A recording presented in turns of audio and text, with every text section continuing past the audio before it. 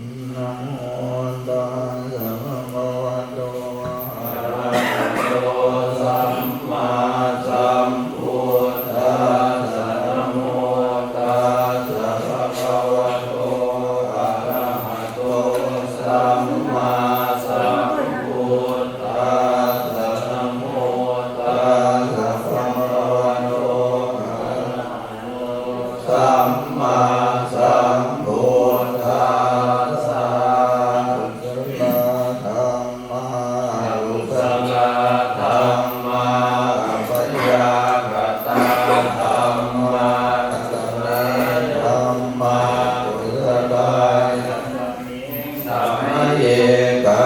มาวจรังกุศลังจิตตังอุปันนังโหติโสมนัสสะภะตังญาณสัมปยุตตังรูปารัมมนังวาสัทธารัมมนังวาขันธารัมมนังวาตัสสะรัมมนังวาโหตัพพารัมมนังวาธัมมารัมมนังวายังยังวาปนาราปัสสัสสมิงสมะเยปัสโสโหติอวิคเยโกโหติเยวาปนาตัสสมิงสมะเยตันเต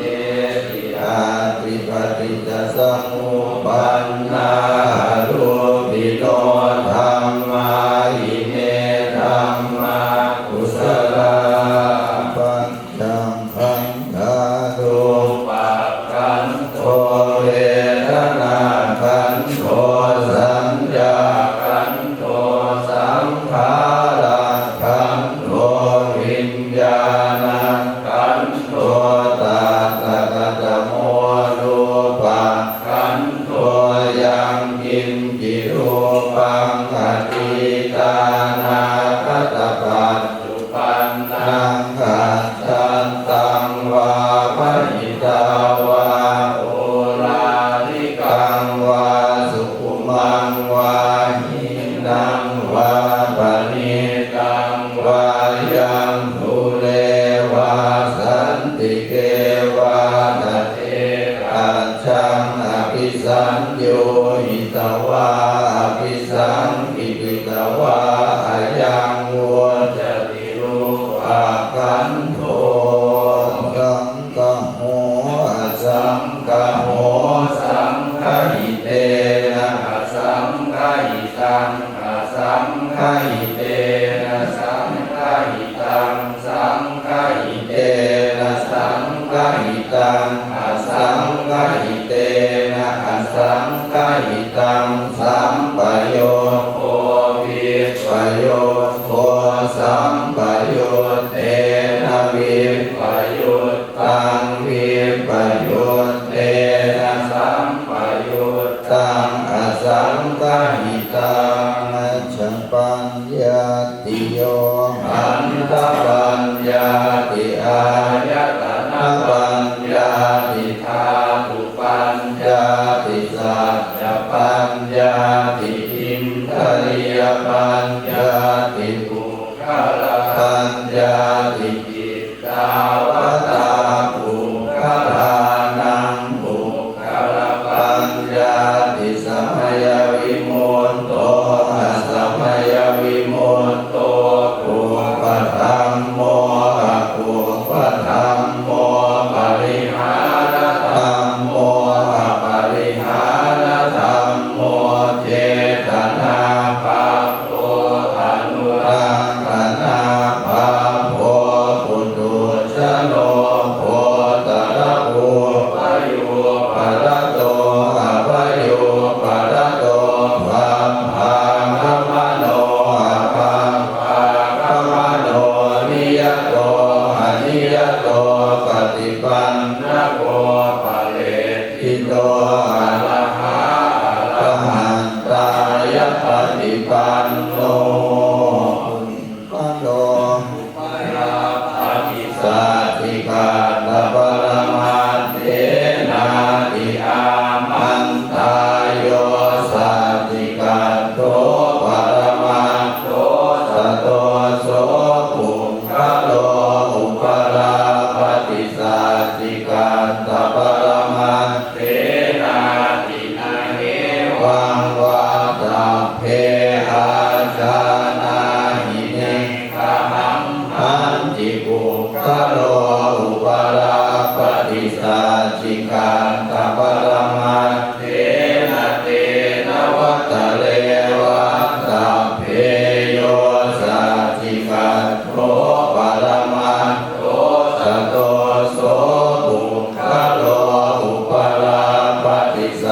ติกาตะวรมัตเถนาติมิจฉาเยเตปิกุศลธัมมาสัพเพเตกุศลมูลาเยวะปนกุศลมูลาสัพเพเตธัมมากุศลาเยเกติกุศลธัมมาสัพเพเตกุศลมูเลนะเอกมูลาเยวะปนกุศลมูเลนะเอกมูลาสัพเพเตธัมมากุศลาเหตุปัญจโยหารังมณปัจจโยอธิปติปัจจโยอนันตรปัจจโยสัมมานันตรปัจจโยสัจชาตปัจจโยอัญญมัญญปัจจโยนิสัยปัจจโยอุปนิสัยปัจจโยอุเลชาตปัจจโยปัจฉาชาตปัจจโยอาเสวนปัจจโยกัมมปัจจโยวิปากปัจจโยอาหารปัจจโยอินทริยปัจจโยฌานปัจจโยมรรคปัจจโยสัมปยุตตปัจจโยวิปยุตตปัจจโยอาทิปัจจโยนาทิปัจจโยวิคัตตปัจจโยอวิคัตตปัจจโยนะโมตุปังอนิจจาวัฏสังขาราอุปาทวยธัมมิโนอุปาทิตวานิโรชันติเตชะอุปัสสโมสุโขอัตถิยานิจจาวัฏสังขาราอุปาทวยธัมมิโนอุปาทิตวานิโรชันติเตชะอุปัสสโมสุโขอนิจจาวัฏสังขาราอุปาทวยธัมมิโนอุปาทิตวานิโรชันติเตชะอุปัสสโมสุโขสัพเพสัตตามรันติจามริสุจามริสเลตาเทวะหัมมริสามินาทิเมตสังสยโยสัพพิติโยวิวัชชันตุสัพพะโลกวินาศตุ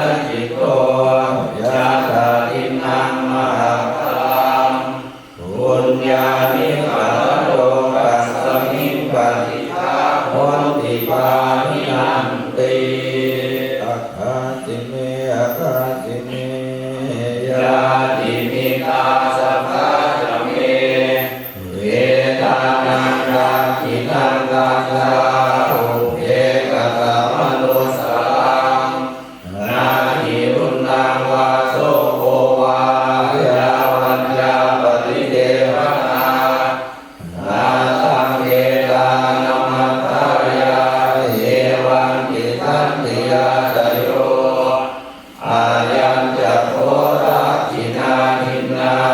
สังฆัมมิสุปฏิทิตาหิกาลตังวิลายัสสะทานะโสวะคาปฏิโส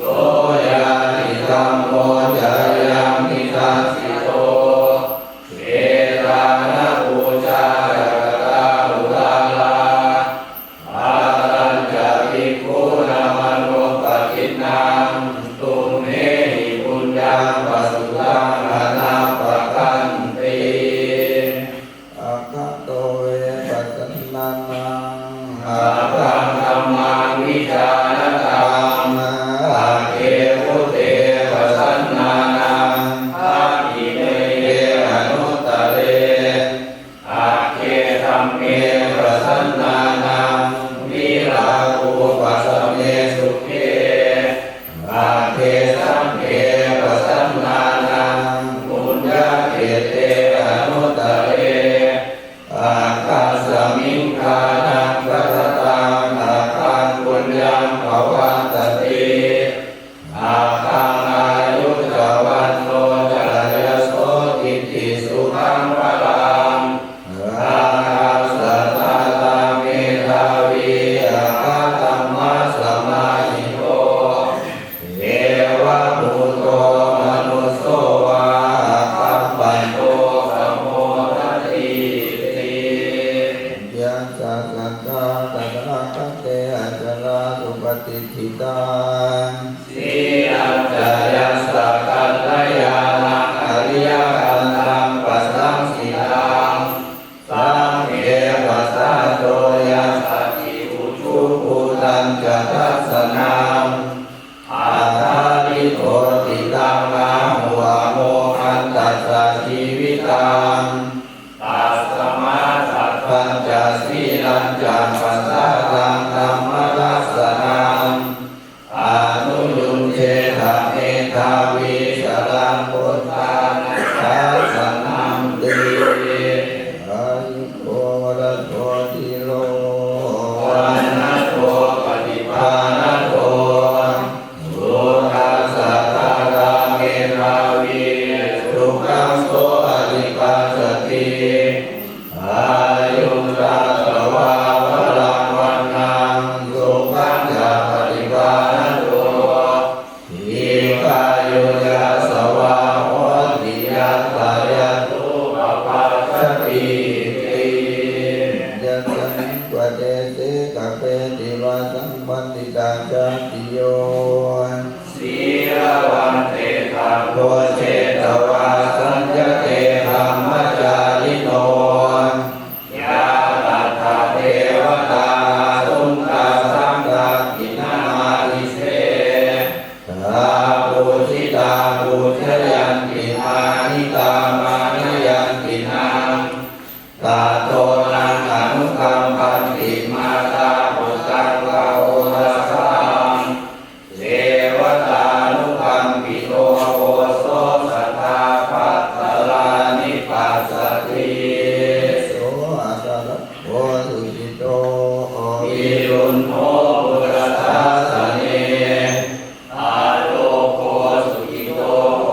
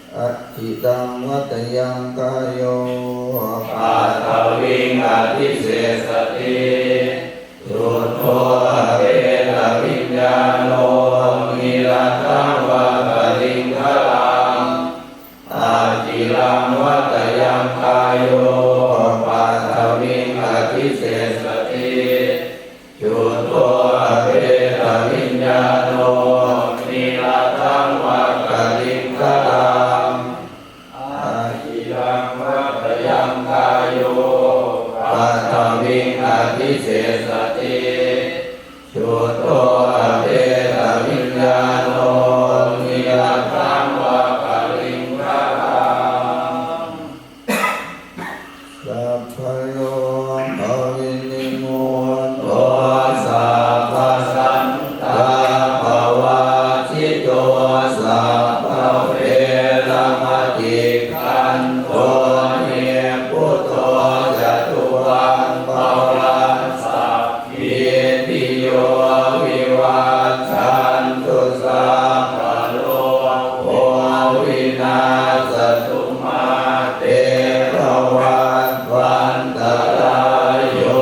สุขีทีพายุโกภวะภิวา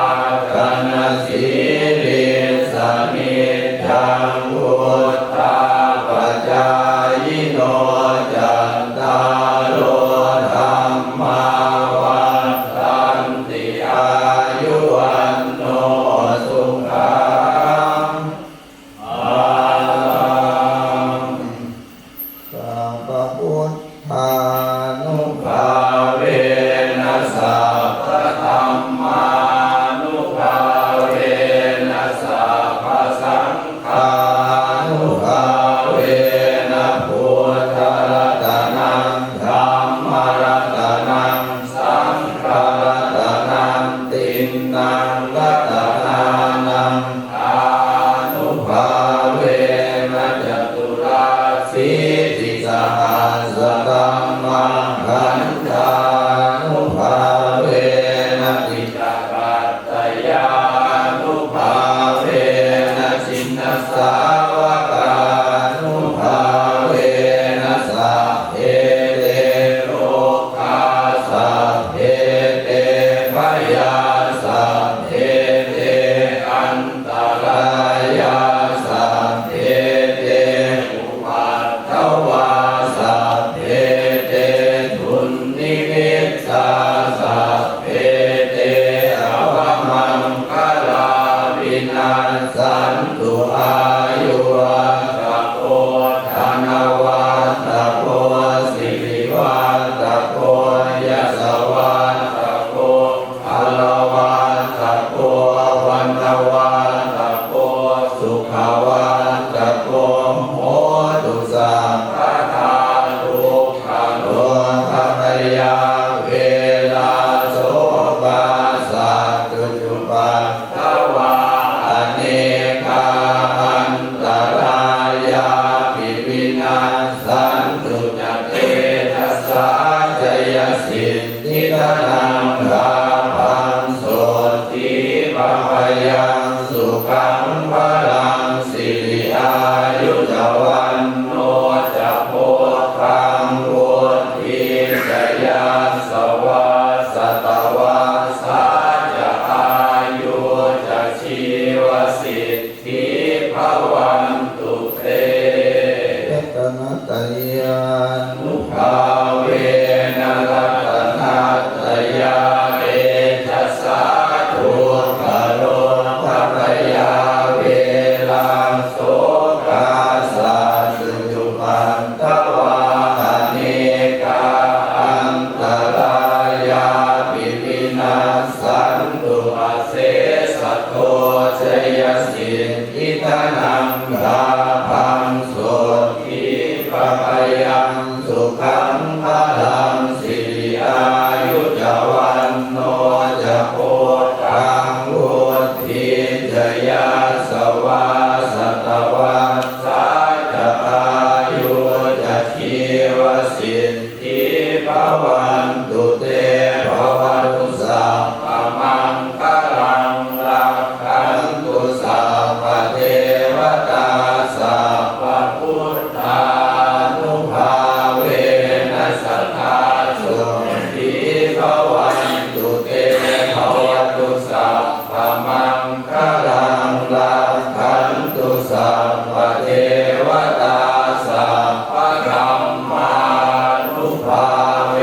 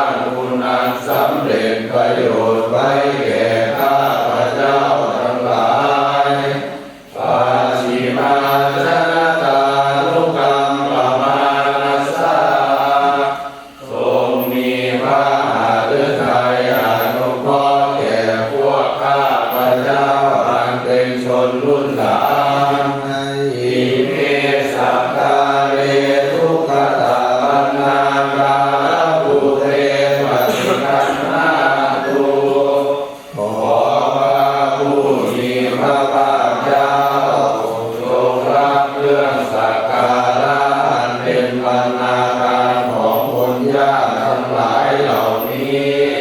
ธรรมะกัมพีฆะตังหิตายาสุขายาเพื่อประโยชน์และความสุขแก่ข้าพเจ้าทั้งหลายตลอดกาลและนานเทอญอะระหังสัมมาสัมพุทโธภะคะวาพระผู้มีพระภาคเจ้าเป็นพระอรหันต์ดับเพลิงกิเลสเพลิงทุกข์สิ้นเชิงตรัสรู้ชอบได้โดยพระองค์เองพุทธังภคะวันตังอภิวาเทมิข้าพเจ้าอภิวาทพระผู้มีพระภาคเจ้าผู้รู้ผู้ตื่นผู้เบิกบานสวากขาโตภะคะวะตาธัมโมพระธรรมเป็นธรรมที่พระผู้มีพระภาคเจ้าตรัสไว้ดีแล้วธัมมังนัมมัสสามิข้าพเจ้านมัสการพระธรรมสุปฏิปันโนภะคะวะโตสาวกสังโฆพระสงฆ์สาวกของพระผู้มีพระภาคเจ้าปฏิบัติดีแล้วสังฆังนะมามิข้าพเจ้านอบน้อมพระสงฆ์ นะยังพุทธัสสะภะคะวะโตอุปมานะมะมะมังอะโรมาสินะโมตัสสะภะคะวะโตอะระหะโตสัมมาสัมพุทธัสสะนะโมตัสสะภะคะวะโตอะระหะโตสัมมาสัมพุทธัสสะนะโมตัสสะภะคะวะโตขอน้อมแด่พระผู้มีพระภาคเจ้าพระองค์นั้นอะระหะโตซึ่งเป็นผู้ไกลจากกิเลสสัมมาสัมพุทธัสสะตรัสรู้ชอบได้โดยพระองค์เองนะยังพุทธาภิกขุติงกโรมาสิโยโสตัคคะคะโตพระตถาคตเจ้านั้นพระองค์ใดอะระหังเป็นผู้ไกลจากกิเลสสัมมาสัมพุทโธเป็นผู้ตรัสรู้ชอบได้โดยพระองค์เองวิชาจารณสัมปันโนเป็นผู้ถึงพร้อมด้วยวิชาและจารณะสุขโตเป็นผู้ไปแล้วด้วยดีโลกัพพิทูเป็นผู้รู้โลกอย่างแจ่มแจ้งอนุตตโรปุริสธรรมสารถิเป็นผู้สามารถฝึกบุรุษที่สมควรฝึกได้อย่างไม่มีใครยิ่งกว่าสัทธาเทวมนุสสานังเป็นผู้สอน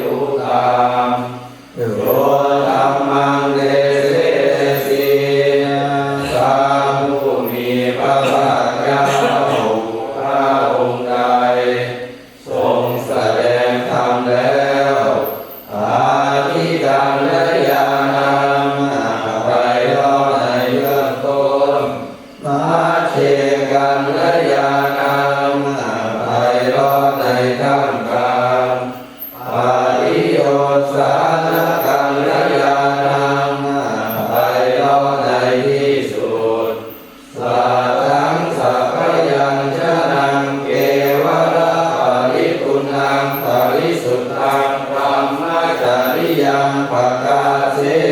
สีทรงประกาศพรหมจรรย์คือแผ่นแห่งการปฏิบัติอันประเสริฐบริสุทธิ์บริบูรณ์สิ้นเชิงพร้อมทั้งอัตถะพร้อมทั้งพยัญชนะอะระหังภะคะวันตังอะภิปูชยามิ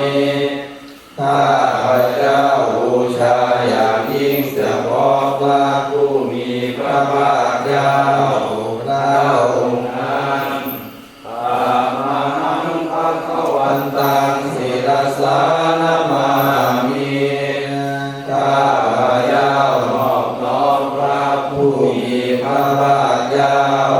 พระองค์นั้นด้วยเสียงกล้าวนยังมาวิตุติงกโรมาเอโยโสสวากขาโตภะคะวะตาธัมโมภะ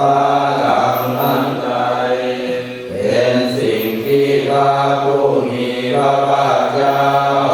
ได้ตรัสไว้ดีแล้วสันทิฏฐิโกเป็นสิ่งที่ผู้ศึกษาและปฏิบัติพึงเห็นได้ด้วยตนเองอากาลิโกเป็นสิ่งที่ปฏิบัติได้และให้ผลได้ไม่จำกัดการเอหิปัสสิโกเป็นสิ่งที่ควรกล่าวกับผู้อื่นว่าท่านจงมาดูเถิดโอปนัญิโกเป็นสิ่งที่ควรน้อมเข้ามาใส่ตัวปัจจตังเวทิตาโกวิญโยหิเป็นสิ่งที่ผู้รู้ก็รู้ได้เฉพาะตนตามหังธัมมังอภิปูชยามิข้าพเจ้าบูชาอย่างยิ่งเฉพาะพระธรรมนั้นตามหังธัมมังศิรสานะมามิข้าพเจ้านอบน้อมพระธรรมนั้นด้วยเสียงกล้าวอันนยังสังฆาวิสุทธิกโรมาเสโยโสสุปฏิปันโนภะคะวะโตสาวกสังโฆทรงสาวกของพระผู้มีพระภาคเจ้านั้นหมู่ใดปฏิบัติดีแล้วอุชุปฏิปันโนภะคะวะโตสาวกสังโฆทรงสาวกของพระผู้มีพระภาคเจ้าหมู่ใดปฏิบัติตรงแล้วญายะปฏิปันโนภะคะวะโตสาวกสังโฆทรงสาวกของพระผู้มีพระภาคเจ้าหมู่ใดปฏิบัติเพื่อรู้ธรรมเป็นเครื่องออกจากทุกข์แล้วสามีจิปฏิปันโนภะคะวะโตสาวกสังโฆทรงสาวกของพระผู้มีพระภาคเจ้าหมู่ใดปฏิบัติสมควรแล้วญาติธรรมได้แก่บุคคลเหล่านี้คือจัตตาริปุริสายุคานิอัตถาปุริสาบุคลาผู้แห่งบุรุษสี่คู่นับเรียงตัวบุรุษได้แก่บุรุษเอสะภะคะวะโตสาวกสังโฆนั่นแหละสงฆ์สาวกของพระผู้มีพระภาคเจ้าพระมุนีโยเป็นสงฆ์ควรแก่สักการะที่เขานำมาบูชาพระมุนีโยเป็นสงฆ์ควรแก่สักการะที่เขาจัดไปต้อนรับพระทินโยเป็นผู้ควรรับศีลธรรมอัญช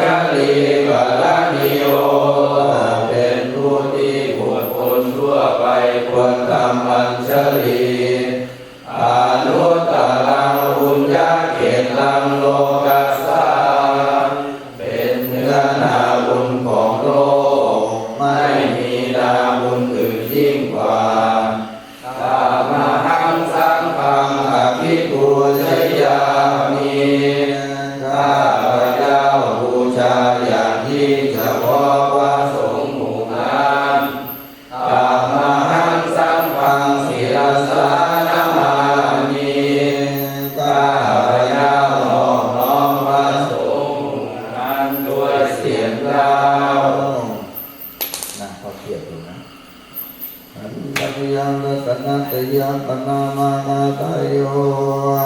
เยวะสังเวกาวาริจิตนาปะทัญจามนามาเสพุทโธสุสุโธ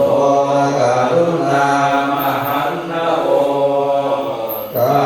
พุทธเจ้าผู้บริสุทธิ์มีพระกรุณาหลุดม่วงมหาโนโยตัสสะสุทธาทายานะโรจโนพระองค์ใดมีตาคือญาณอันประเสริฐหมดจดถึงที่สุดโลกัสสะภะคะวะกิเลสฆาตโกเป็นผู้ฆ่าเสียซึ่งบาปและอุปากิเลสของโลกวันทามิพระพังอามาทะเลนะตังข้าพระเจ้าไหว้พระพุทธเจ้าพระองค์นั้นโดยใจเคารพเอื้อเฟื้อธัมโมสัพพิโมวิยตัสสะสัตถุโนพระธรรมของพระศาสดาสว่างรุ่งเรืองเปรียบดวงอาทิตย์โยภะคะปากามะตะเพทะวินนะโกจำแนกประเภทคือมรรคผลนิพพานส่วนใดโลกุตตะโลโยตัตถะตัพพิปันโนซึ่งเป็นตัวโลกุตตะแต่ส่วนใดที่ชี้แนวแห่งโลกุตตะนั้นวันทามิธัมมังอะหังอานะเลนะตังข้าพระเจ้าไหว้พระธรรมนั้นโดยใจเคารพเอื้อเฟื้อสังโฆสุเกตาปยาติเกตสันนิโตพระสงฆ์เป็นนาบุญอันยิ่งใหญ่กว่านาบุญอันดีทั้งหลายโยติตาสันโตสุขตานุโภคโปเป็นผู้เห็นพระนิพพานตรัสรู้ตามพระสุคตหมู่ใดโหราปหิโนอริโยสุเนนะโสเป็นผู้ละกิเลสเครื่องโลเลเป็นพระอริยเจ้ามีปัญญาดีวันทามิสังฆังอามาทะเลนะตังข้าพระเจ้าไหว้พระสงฆ์หมู่นั้นโดยใจเคารพเอื้อเฟื้ออิเจวะเมกันตาภิปูชเนยกังวันตุญยังวันทยตาวิสังกตังบุญยังมยายังมะมัสสะภุปัตถวามาโหตุเวตัสสะปะภาวะสิทธิยาบุญใดที่ข้าพระเจ้าผู้ไหว้อยู่ซึ่งวัตถุสามคือพระรัตนตรัยอันควรบูชายิ่งโดยส่วนเดียวได้กระทำแล้วเป็นอย่างยิ่งเช่นนี้ขออุปัฏฐวะทั้งหลายจงอย่ามีแก่ข้าพระเจ้าเลยด้วยอำนาจความสำเร็จอันเกิดจากบุญนั้นอิทัตถาคโตโลเก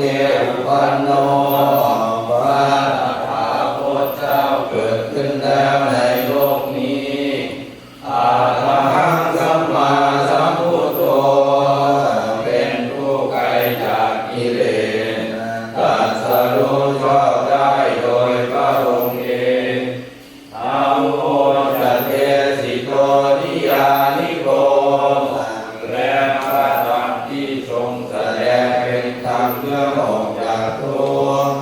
โอปัสสมิโกปรินิพพานิโกเป็นเครื่องสงบกิเลสเป็นไปเพื่อปรินิพพานสัมโพธิคามิสุขตาภเวทิโตเป็นไปเพื่อความรู้พร้อมเป็นธรรมที่ตาสุโขประกาศมายันตังธัมมังสุตวาเรวัญจานามาพวกเราเมื่อได้ฟังธรรมนั้นแล้วจึงได้รู้อย่างนี้ว่าชาติปีทุกขาแม้ความเกิดก็เป็นทุกข์ชราปีทุกขาแม้ความแก่ก็เป็นทุกข์มรณะปีทุกขาแม้ความตายก็เป็นทุกข์โสกปริเทวทุกขโทมนัสสุปายาสาปีทุกขา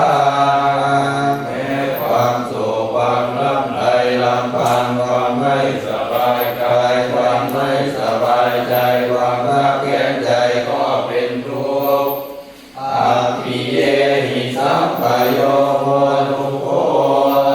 ความประสบกับสิ่งไม่เป็นที่รักที่พอใจก็เป็นทุกข์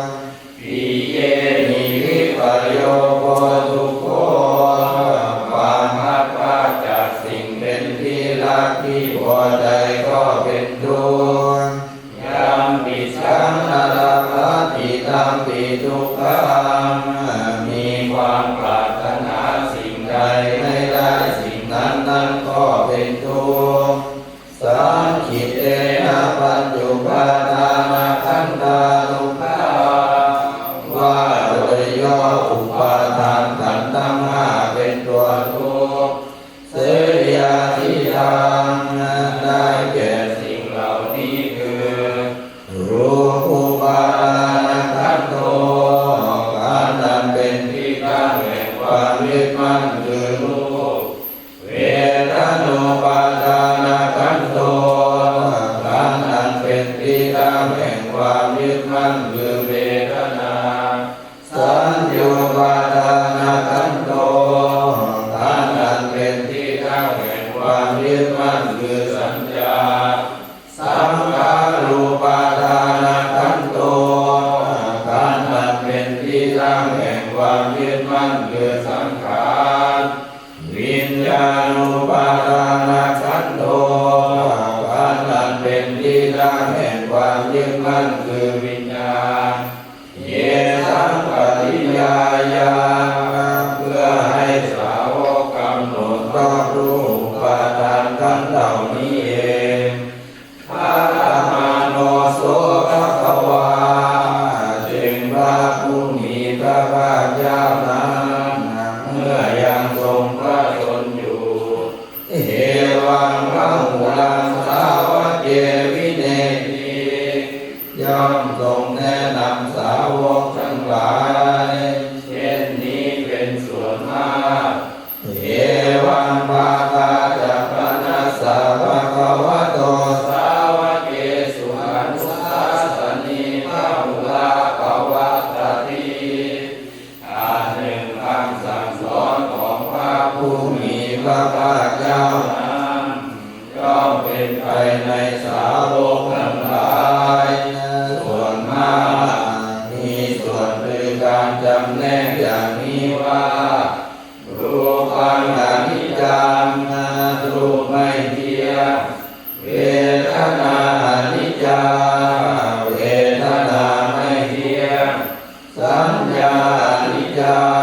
งสัญญาไม่เที่ยงสังขารานิจจังสังขารไม่เที่ยงวิญญาณังอนิจจังวิญญาณไม่เที่ยงรูปังอนัตตารูปไม่ใช่ตัวตนเวทนาอนัตตาเวทนาไม่ใช่ตัวตนสัญญาอนัตตาสัญญาไม่ใช่ตัวตนสังขารา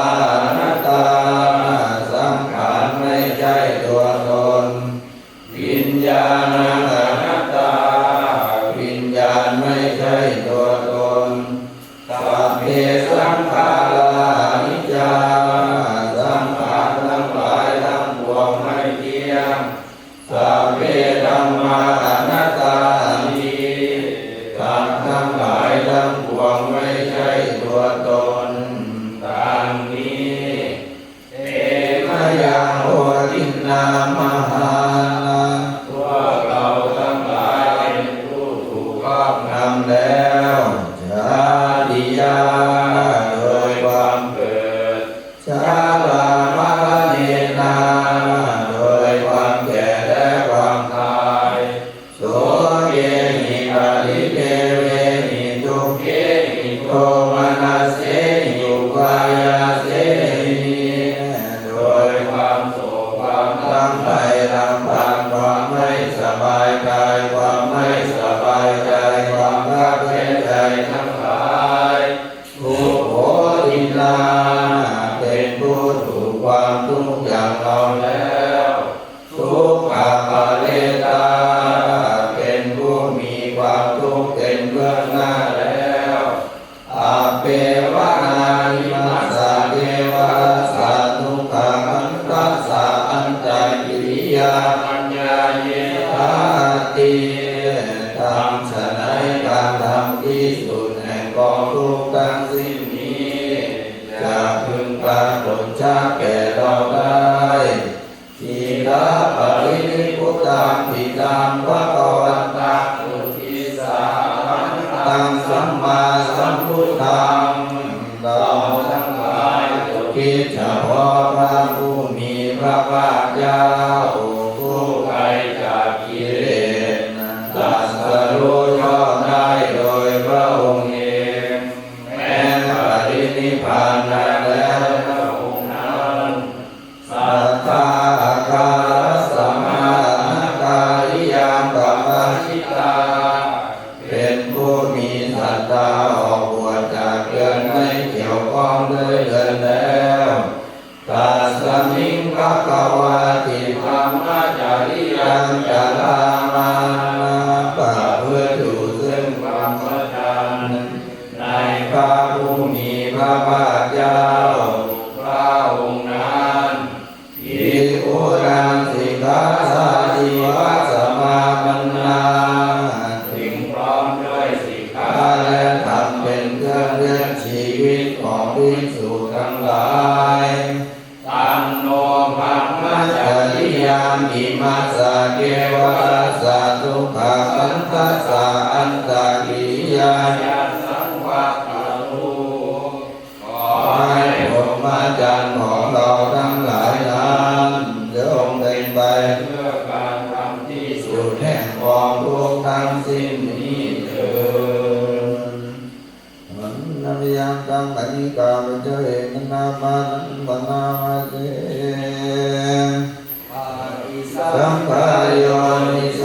ติวะตังปฏิเสวามิเราย่อมเป็นดาราโดยแยกไปแล้วนุ่งจีวรยาวะเทวาสิตัสสะปฏิฆาตายา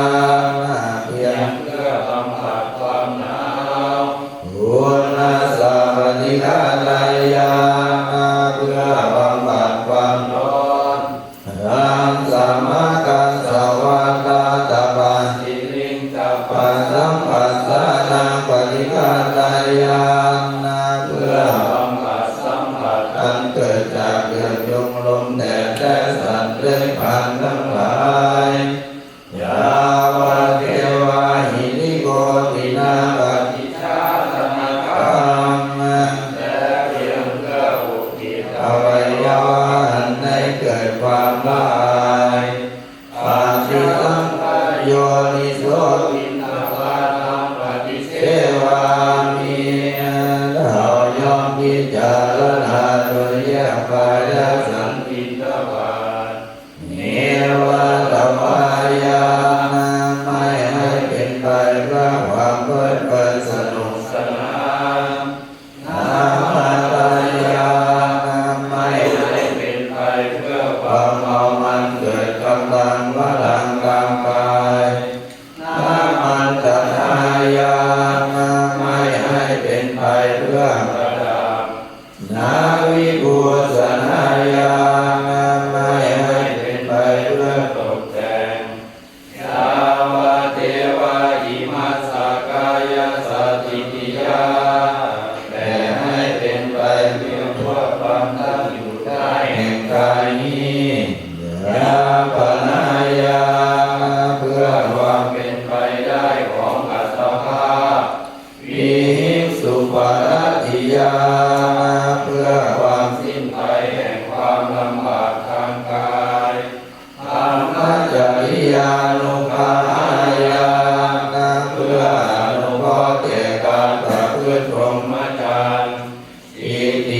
รานัจจเวท นังปฏิหังคามิด้วยการทำอย่างนี้ เราย่อมระงับเสียได้ซึ่งทุกขเวทนา เก่าคือความหิว นาปัญจเวทนานาอุปาเทสามิและไม่ทำทุกขเวทนาใหม่ให้เกิดขึ้นยาตราจะเมภวิสัสสิอานวัจจตาจะพาสุริมาโรจาติตาถึงความเป็นไปโดยสะดวกแห่งอัตภาพนี้ด้วยความเป็นผู้หาโทษนี้ได้ด้วยและความเป็นอยู่โดยผาสุขด้วยจะมีแก่เราดังนี้ปาฏิสังขารโยนิโสเสนาสนังปฏิเสวามิเราย่อมพิจารณาโดยแยกกายและใจสอยเสนาสนะยาวะเทวาสิตัสสะปฏิฆาตายา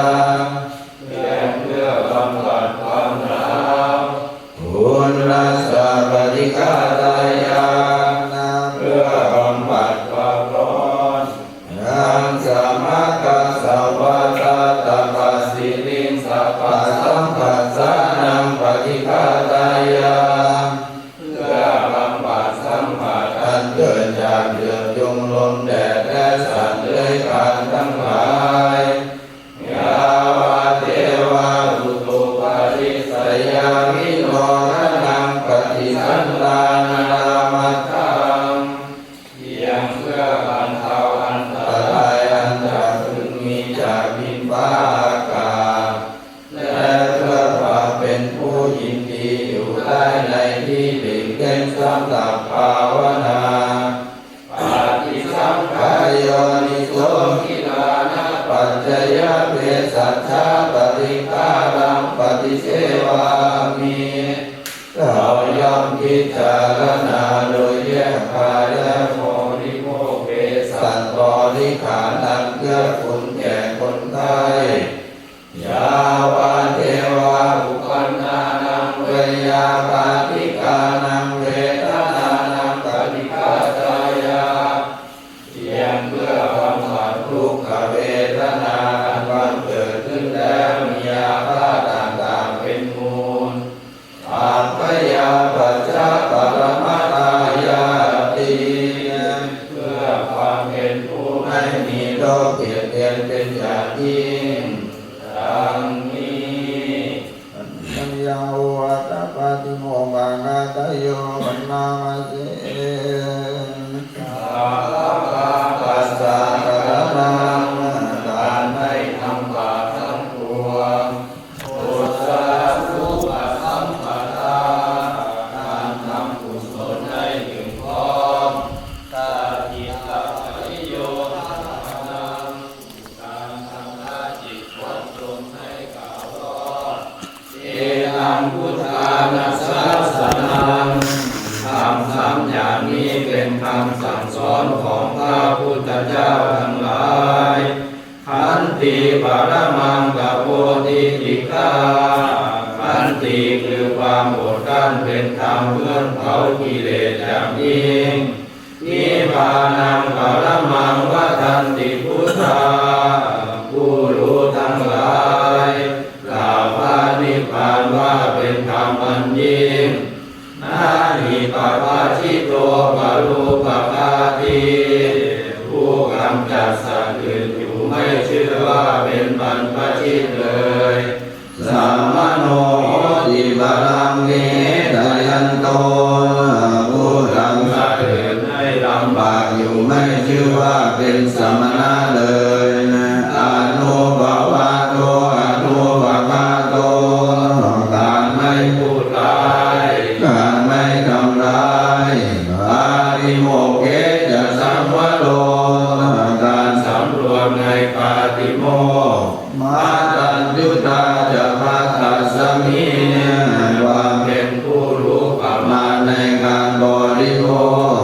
วันนั้นจะสยนาสนังการนอนการนั่งในที่อา สหังอาทิจิตเตยาโยโม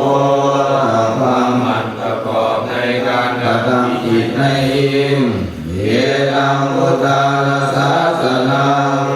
ธรรมหกอย่างนี้เป็นคำสั่งสอนของพระพุทธเจ้าทั้งหลายนายาปตมะพุทธปาจิตาปะทะโยมันนาเสอาเนกชาติสังสารังสังฆาวิสังอนิพิสังเรายังไม่พบญาณนายยังต้องเที่ยวไปในสงสารเป็นอเนกชาติข้ามาคาลังพระเวสสันโตทุกขาชาติกุณะกุณังแสวงหาอยู่ซึ่งในยังผูกเรือนคือตัณหาผู้สร้างโภการเกิดทุกข์เราเป็นทุกข์ลำไปข้ามาคาลกติโตสิกุณะเกียรตินาคาสีนี่แหละนายช่างผูกเรือนเรารู้จักเจ้าเสียแล้ว